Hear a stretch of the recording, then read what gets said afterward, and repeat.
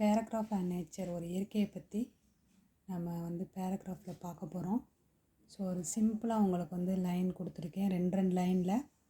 So மறக்காமல் என்னுடைய சேனலை லைக் பண்ணி சப்ஸ்கிரைப் பண்ணுங்கள். அப்போ தான் நான் போடுற வீடியோ உங்களுக்கு நோட்டிஃபிகேஷனாக வரும். ஒரு சிம்பிளான பேராகிராஃப் நேச்சரை பற்றி இங்கே கொடுத்துருக்கேன்.